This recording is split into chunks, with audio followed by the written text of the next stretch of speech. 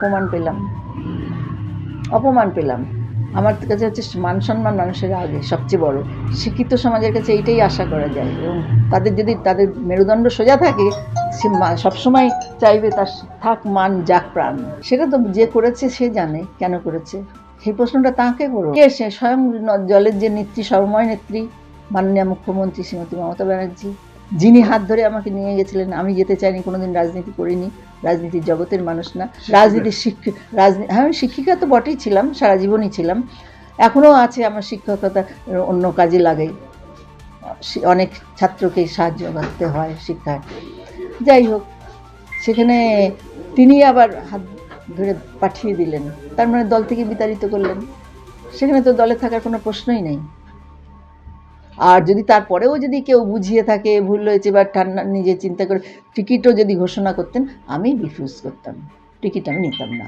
না, এই অপমানের পর, এই অপমান সহ্য করে আমার এত মেরুদণ্ড বেঁকা না যে আমাকে দলে থাকতে হবে, রাজনীতি করতে হবে, করে আমাকে ফায়দা লুটতে হবে। আমি কোনো ফায়দা লুটতে আসিনি।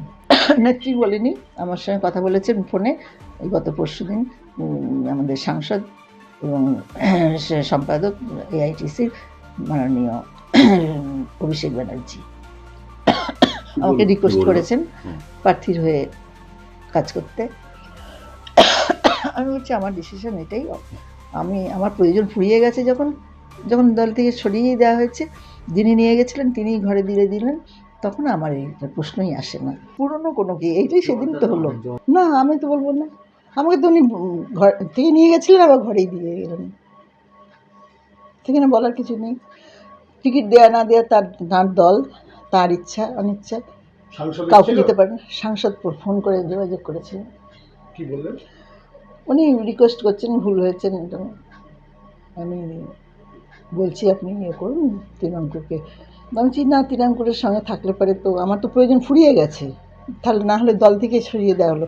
সেখানে তৃণাঙ্কুর কেন, কেউই আসলেই আমি ইয়ে করবো না, আর রাজনীতিতে আমি যাচ্ছি না। আজকের দিনে দাঁড়িয়ে তো হ্যাঁ, সোশ্যাল ওইটাই তো ইউজ করা হচ্ছে।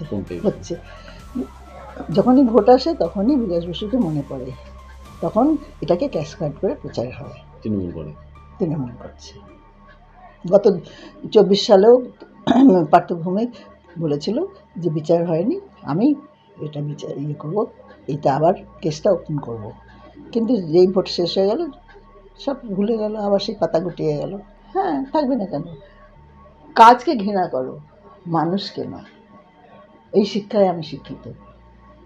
বিরোধী দলের তরফ তারপরে সেই দিনের ঘটনার পরেও কেউ শুনেছে আমার কাছে বিরোধ করুন কথাবার্তা? সেদিনও কোনো রিয়াক্ট করিনি, কারণ আমি জানি আমি দলে রয়েছি এখনও। ওপর দিকে থুতু ফেললে নিজের গায়েই পড়ে। সেই দলে থেকে দিয়ে নিজের দলকে সমালোচনা করবো কী করে? বিরোধী দলের তরফ থেকে কোনো যোগাযোগ করা হয়েছে? হ্যাঁ, প্রচুর করা হয়েছে, স্টিল নাও করে যাচ্ছে বিরোধী দলের তরফ। কিন্তু আমি ওই ঘৃণ্য কাজ করব না, দল বদলের কাজ করবো না, দল বদলের কাজ করবো না। তাহলে আমি 18 সালেও বহু অফার পেয়েছিলাম, আমি যাইনি। যারা করে তাদের স্বার্থ থাকে, আমাকে তো রাজনীতি করেই খেতে হবে না, কারণ আমার আলাদা পরিচিতি আছে, সম্মান আছে, সমাজে আমার প্রতিষ্ঠা আছে। আমার সেই সৎ পথে থেকে আমি মানুষের সেবা করে যাব। আমাদের প্রতিবেদনটি কেমন লাগলো আপনারা কমেন্ট সেকশনে লিখে জানাবেন, এবং এই ধরনের প্রতিবেদন পেতে আমাদের চ্যানেলটিকে সাবস্ক্রাইব করুন, লাইক করুন, চ্যানেলটিকে শেয়ার করুন এবং বেল আইকনটিতে ক্লিক করে রাখুন।